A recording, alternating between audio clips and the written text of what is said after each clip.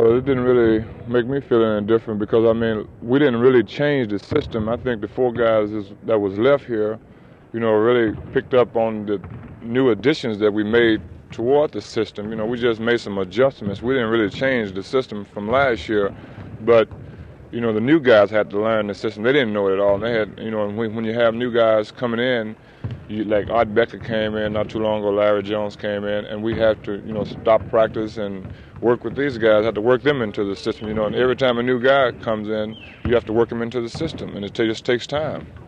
All right, if you guys can keep, say, maybe 7 or 8 ball players that you have now, how long do you think it'd take for us to have a championship here in Dallas? Well, I couldn't really say anything about a championship, because, I mean, a lot of other teams got a lot more material than we have. We can just face this, and I mean, once we get the 7-4 center or whatever, I think we can have a championship because, I mean, Neto can always go back to forward.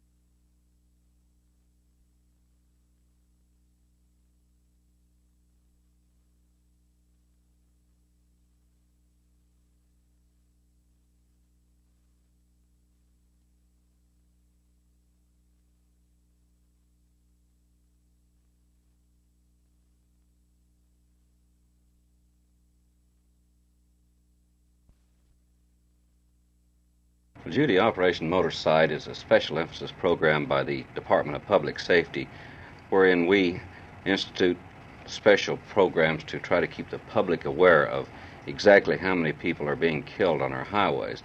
We make an estimate, a prediction, such as Christmas. We're predicting that 46 people will die on Texas highways between 6 p.m. Friday night and 12 midnight Monday, Christmas night. And of course it's 41 over the New Year's holiday.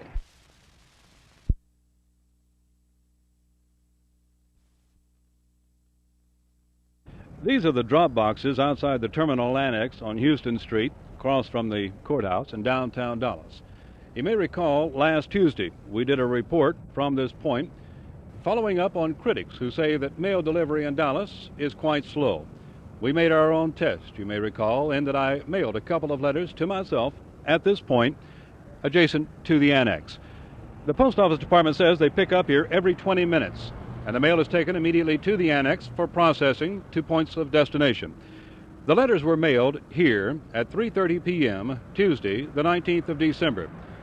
Yet both, which have now been received incidentally, were not postmarked until the following day, December 20th. The one to myself at WFAA, about 200 yards to the south of this location, arrived the morning of the 21st, or about 36 hours later. The other did not arrive at my home in a Dallas suburb until the morning of the 22nd, or about 50 hours later. But then, on the other hand, this time of year, how fast a service do you expect? It's up to you. At the Terminal Annex in downtown Dallas, this is Jim Mitchell, Channel 8 News on the Move.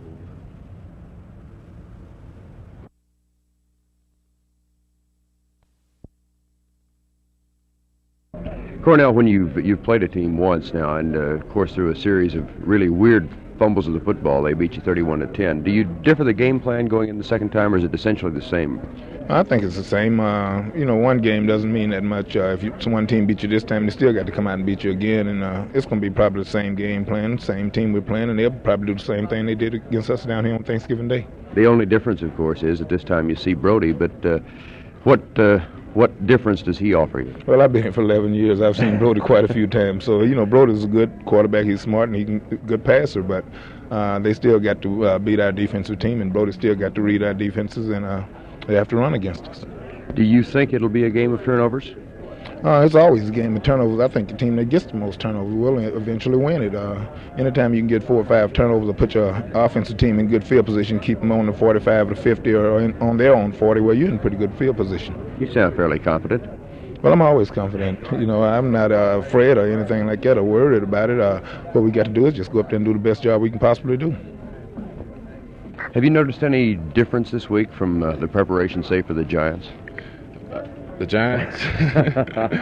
Well, I completely forgotten all about that game, but yes, it's been a real good practice for us during this week, and everyone was very enthusiastic, and we have a tremendous game plan, and I think we're going to do a real good job. Jethro, has the game plan differed this time around than it did from the Thanksgiving Day game? Yes, I think so.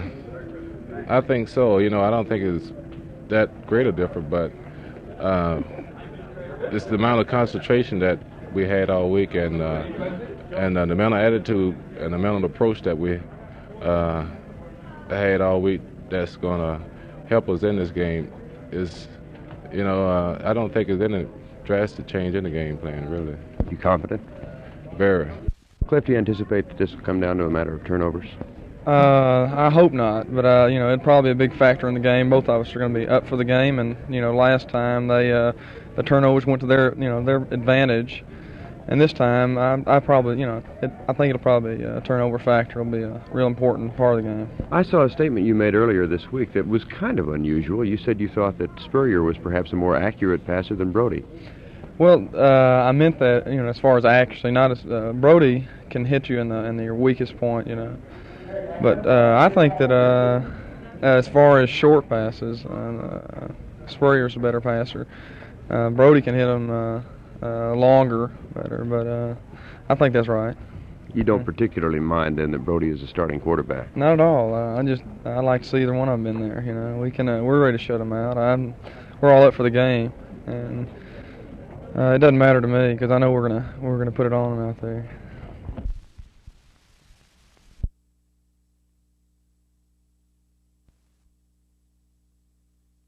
Texas has done less for the veterans of the wars that have been fought for this country. Less are just about the same as those who have done less of any of the 50 states in the Union. Now, all but about 8 states in the Union have paid bonuses, cash bonuses averaging around $15 for overseas service and $10 for domestic service. And I told Mr. Burford the other day when he came to see me that you knew more about this, and he'll verify that, than anybody in Tarrant County. And in addition to that, that you'd be eager to help him and eager to help the old people. And I do appreciate, I think I expressed the opinions, the views of everybody on the court. We appreciate your doing this and coming up and talking to us about it, and we'll look forward to hearing from you from time to time. And program, which both of y'all helped implement. Question about that over the years, you probably passed more. It didn't start out now city council, and we ascertained from that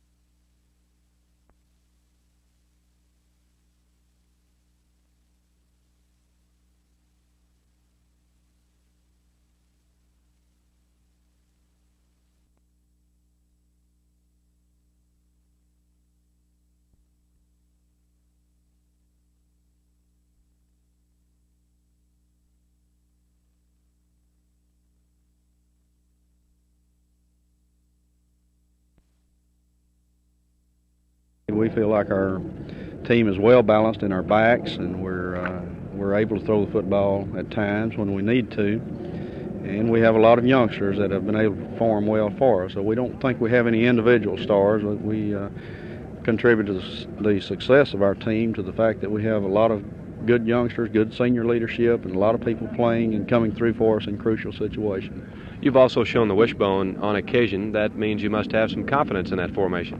Well, we like the wishbone formation as a short yardage formation for us. We more than likely would go into it in a goal line situation or a short yardage situation in the middle of the field.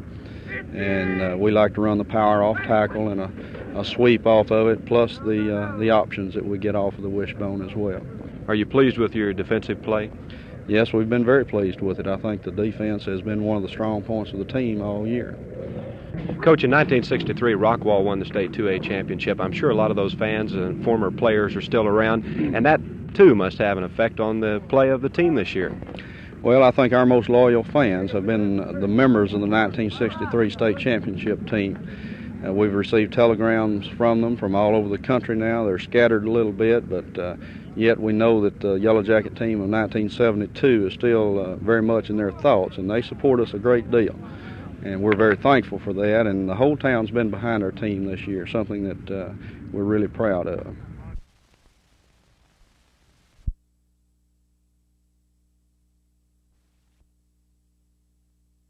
I've noticed 2 or 3 games here at home, you get quite a few rebounds for a guy only about 6'1". Are you afraid sometime to go up against guys that are 6'8", 6'9"? No, I'm not, because all my life, I did these things like through high school and sometime in college I played forward, and I've always been around the big guys. It's just sort of, like being in the right place at the right time.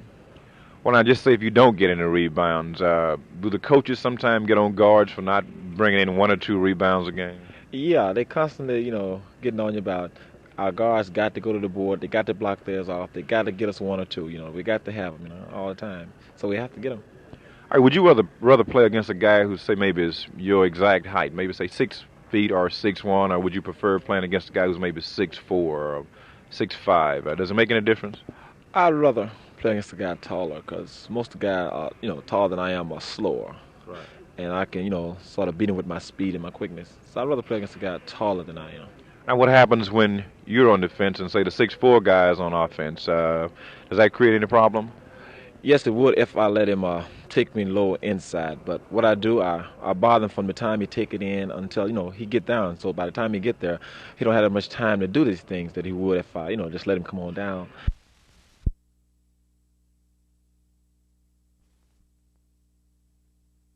When I set out to do this story, I figured we could prove in just a matter of minutes that people will take things they know are not theirs if the situation is right.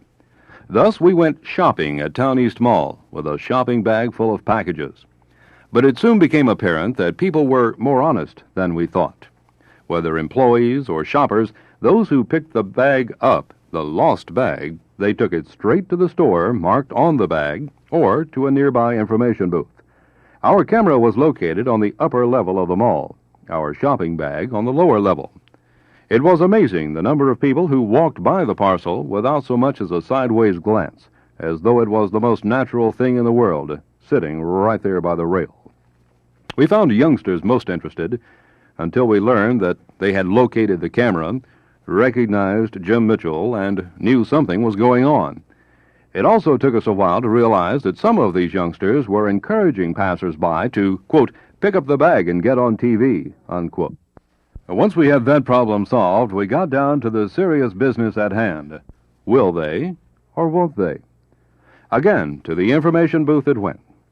We were 15 minutes away from forgetting the whole thing when the least expected happened. It even caught cameraman Jack Murray napping. This small boy, no older than 7 or 8, grabbed the bag and took off toward the information booth. However, instead of stopping, he turned left. He kept moving, and I followed him to a nearby exit on the west side of the mall. And from that point, the youngster went through these doors in the company of 2 ladies. They went down between the parked cars in that direction toward Interstate 635, hurrying all the way, looking back to make sure no one was following. Oh, incidentally, they didn't get away with anything. Inside those packages, each one was decorated with a small placard and it said, "Watch Channel 8 News on the move." Ladies, I hope you're watching this evening, and I hope your youngster has learned something from this lesson. The lesson being that when you go Christmas shopping, anyone, that is anyone, can pick them up. If it is your property, keep your hands on your property. Merry Christmas. This is Jim Mitchell, Channel 8 News on the move.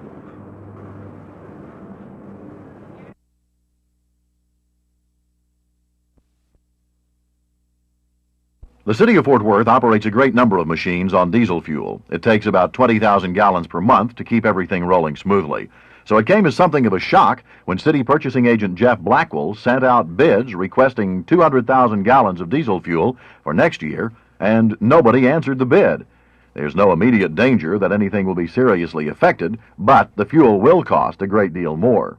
I don't feel like there is any immediate crisis, however. We have enough diesel fuel in reserves for several weeks of operation, and we feel like without much doubt that we will be able to acquire enough on the open market to carry us through this, what I think is a temporary period of shortage. What about Citran, Fort Worth city buses? They have a separate contract. It doesn't run out until May, so barring some actual shortage of fuel across the country, they seem to be okay. In fact, the whole crisis should blow over, we're told, once winter is over and fuel needs on the East Coast go down. Jerry Taft, Channel 8 News, reporting.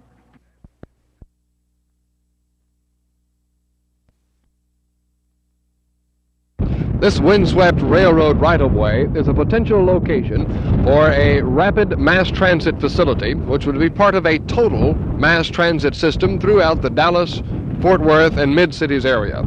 The North Central Texas Council of Governments has been developing a regional plan, and that is to be unveiled early next year. Now, we're talking about a fully integrated, total mass transit system, using buses as we now have in Dallas and Fort Worth, but also using rapid rail transportation, such as the BART system that has been installed in parts of San Francisco. Also utilizing what are called automated people movers, smaller cars that would go through a completely automatic switching system to take small numbers of people from one point to another. John Roark, the Director of Transportation for the Council of Governments, says that this regional plan then will be taken by the various cities for more specific local planning, and then it will even go to the citizens themselves. Not only will the city staff input their expertise, but they'll go into the various neighborhoods and communities and get citizen input, because as you know, citizen input is more important in transportation than it is in any other functional area that government provides. If the citizens don't use it, there's no use to have it. That's right. And then of course after that review and after that input, then the regional system will be refined. But our main objective of course is to coordinate and make sure that the individual systems fit very tightly into an overall regional system. Most citizens of Dallas and Tarrant counties have been run through computers several times as travelers, residents of a certain area, and so on. There are 250,000 combinations of trip beginning points and trip ending points that were analyzed by computers. The results were used then to design a total bus system, then a total rail system, then a total automated people mover system. Now the analysts are finalizing a plan which, they say, will utilize all three modes of transportation. The hope is to meet our needs from as soon as possible on through 1990. Of course, all this costs money, and lots of it. The regional plan will include cost and revenue estimates when it's completed next month, and it'll probably be high enough to scare us to death. But the planners feel the system can begin with upgrading present bus systems and then grow into the complete operation, adding the costs gradually. This is Rosser McDonald, Channel 8 News on the Move.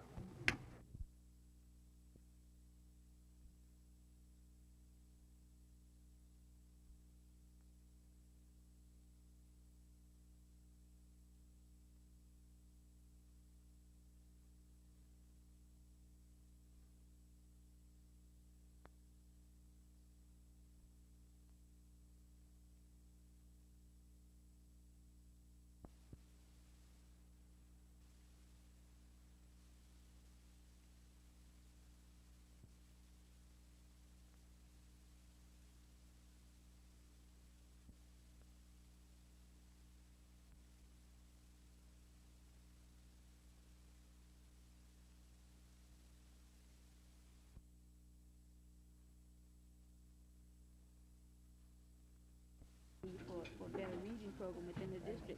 Now, if you just tell me that,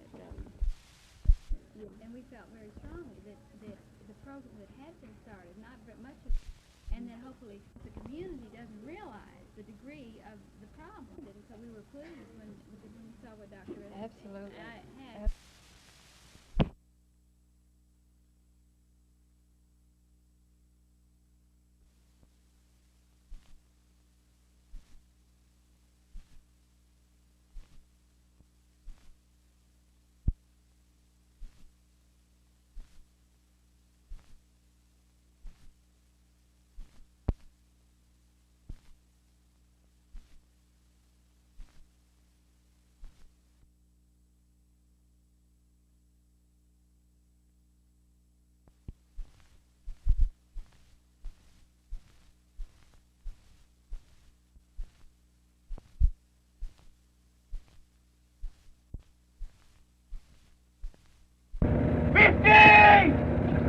Ready, hut!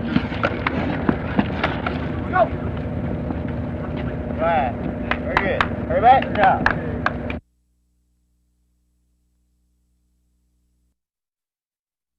Hut!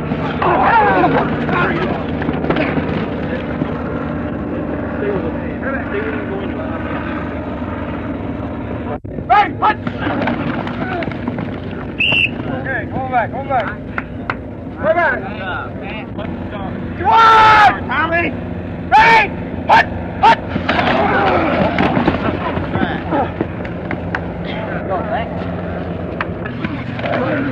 Right there, go. Ready! Hut!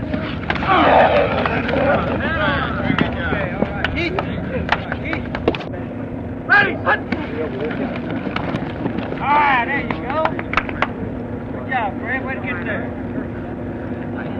Ready! Hut!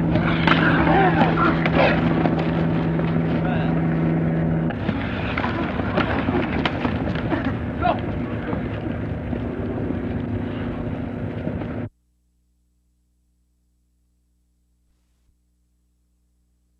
We'll go by the plan first.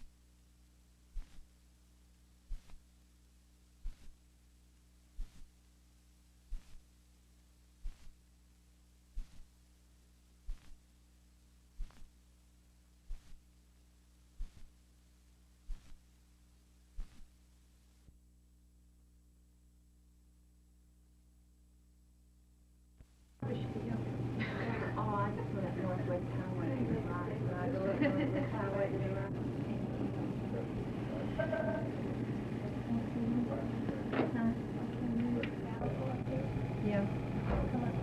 That's Harry Hamster.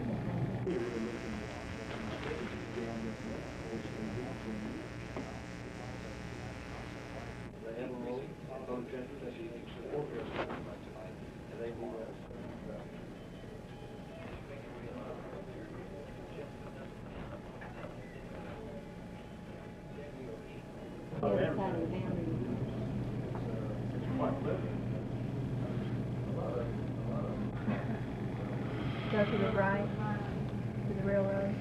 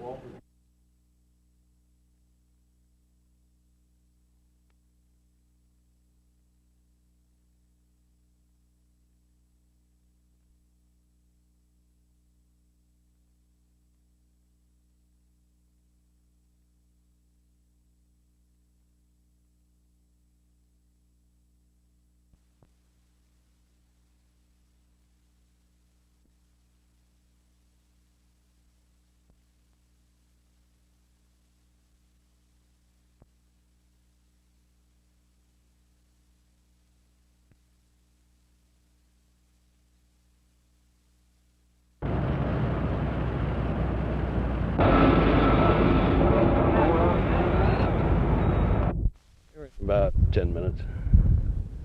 Do they know what they came after? They came after, I don't know what they came after, but I had a flintlock collection and an ivory collection, and they got that.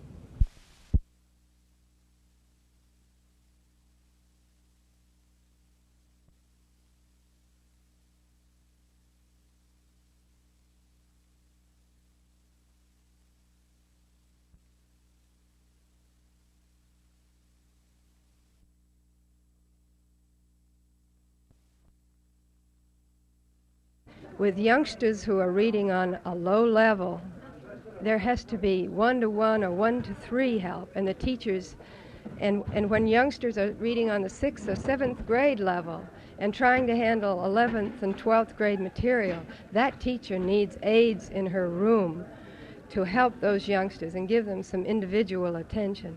We're very pleased with what Dr. Estes proposed. This has been done in other cities in the Southwest, more specifically Del Rio, Corpus Christi, San Antonio, Dallas, El Paso, and during my term in terms We'll be happy to share with Commissioners Court Financial. World War II, and legislature. I think the leader Division of this Southside Civic League endeavors of the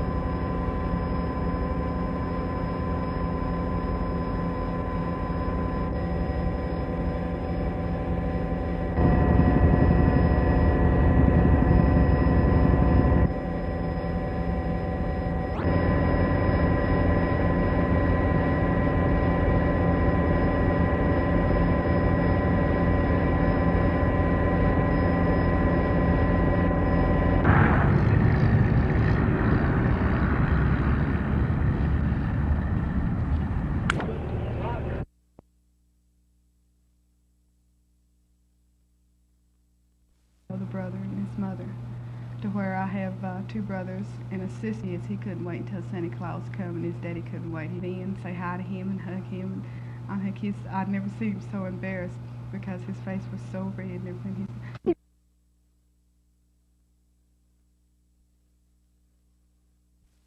Well, it was all kind of funny in a way, the way we met and the way he proposed and all, because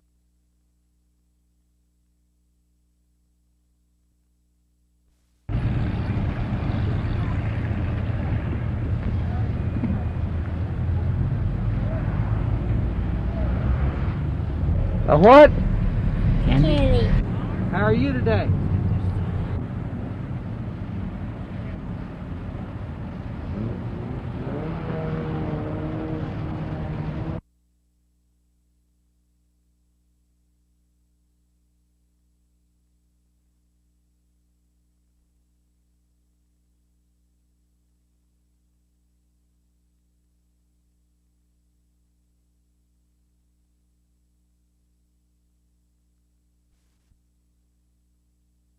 Some of those guardsmen are on duty in the Dallas-Fort Worth area.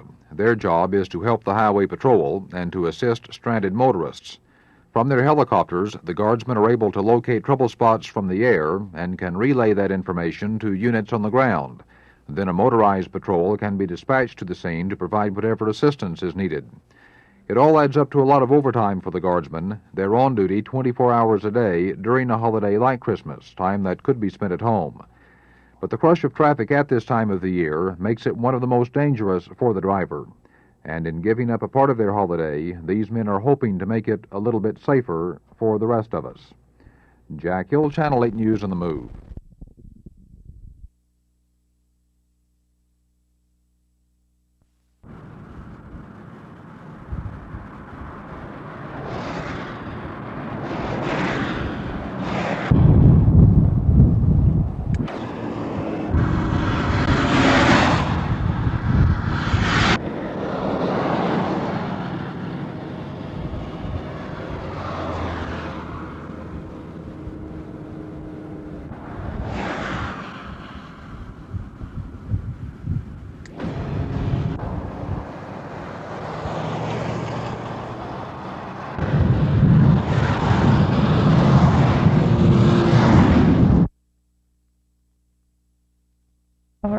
Trying to stay warm.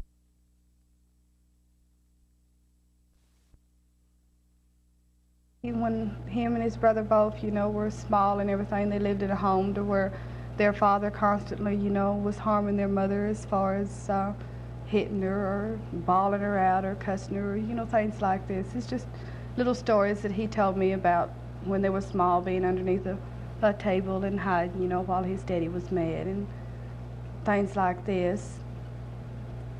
Did you tell me that at 8 years old, your husband was put in an orphanage? Yes, my husband and his brother both was put in an orphanage, and they stayed there until he was 16. Rita, what are you and your children going to do now? Well, as far as me and the kids is concerned, I'll go to work and provide for them, but I'll still be beside him all the way. When he goes to court, I'll be right there with him.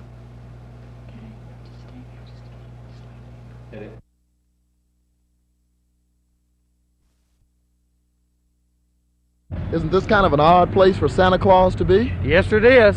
Well, what are you doing out here today? Well, we're trying to help the people with the traffic situation and hand out a few cups. I see the traffic is kind of backed up out here. Are you meeting a lot of children? A few, yes. I see, and you're giving out gifts, I see. Yes, sir. Why are you doing all of this? Well, we're trying to keep the people pleased while they're waiting to go into